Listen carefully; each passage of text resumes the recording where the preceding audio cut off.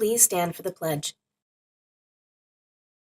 I pledge allegiance to the flag of the United States of America and to the republic for which it stands, one nation, under God, indivisible, with liberty and justice for all. Squad. That's right, I have heard that one before. That's a little weird. You slay me. You're hilarious. Slay. Santa drives. Oh, you slay me like you kill me with your bad looks or your humor. Slay me? Slay. Oh, this means you really did well. You just nailed it. You did great. I slayed it. To slay. Well, do you want the Shakespearean term? Like slaying was killing. That's kind of the same, but in a very, very mediocre motto. Like, oh man, I slayed that math assignment. I got an A on it. Slay.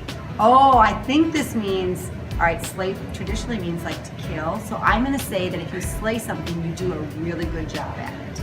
That's what I'm going to say, slay. Good morning, Tigers. I'm Sydney. And I'm Sarah. Today is Friday, November 11th. It's Veterans Day today. This observance day began in 1919 as Armistice Day to commemorate the end of World War I. In 1954, President Dwight D. Eisenhower signed legislation changing Armistice Day to Veterans Day, a day dedicated to world peace. The day honors all veterans of the U.S. Armed Services. We'll be having an assembly to honor our veterans today after second block. Many will be in attendance. Remember to show your thanks for their sacrifices with your actions. Cell phones off and away. Stay silent during the pledge, national anthem, and taps. And maybe stop and thank one or two personally. We've got just a few media announcements for today and this. A first voter shout out. Hats off to Jamie Johnson, Mackenzie Lamp, and Aubrey Newell, who were first voters on Tuesday. Good job. We're all proud of you. Vote for the rest of your life. And the club announcements. FFA members, Food for America permission slips are due to Mr. Markhart by Monday, November 14th. Slips are found on the FFA board outside the egg room. That's Monday. Get them in. The gaming club will be meeting in Mr. Lobenstein's room on Tuesday after school. We will be having a retro night. And who wants to miss retro night, right? Nobody. Gaming club Tuesday after school in Loby's room. The next FBLA meeting will be Monday, November 14th in Mr. Johnson's room during Focus.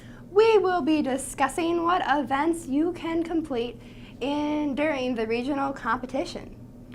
All members should attend this meeting. That's it. We're going to end with Jarek Little George. He's going to explain sovereignty to you as part of the Native American Heritage Month programming. Have a great day, Have a great weekend, Tigers. Bye. Good morning. My name is Jarek Little George, and I'm going to talk to you today about something known as sovereignty. Sovereignty is a big fancy word that simply means the right of the people to govern themselves.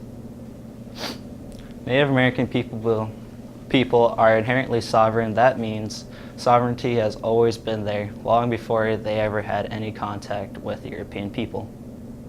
Just like any other people, the Ho-Chunk had always ways of organizing themselves and their government and their society. We know that early in the United States history, the idea of sovereignty was challenged by many actions of the U.S. government. The framers of the U.S. Constitution, however, seemed to accept the idea of sovereignty when they mentioned the Indian tribes in Article 1, Section 8, Clause 3 of the Constitution, and the concept of sovereignty upheld in important Supreme Court cases from 1830s. Native sovereignty, as you might know from your history, was diminished over time. That means it was made less than whole. The relationship between tribal nations and the U.S. government was a broken relationship for the number of reasons. Today, however, we're witnessing a rebuilding of American Indian sovereignty. Throughout our country, the story is not finished and will continue to evolve during lifetimes. Thanks for listening today.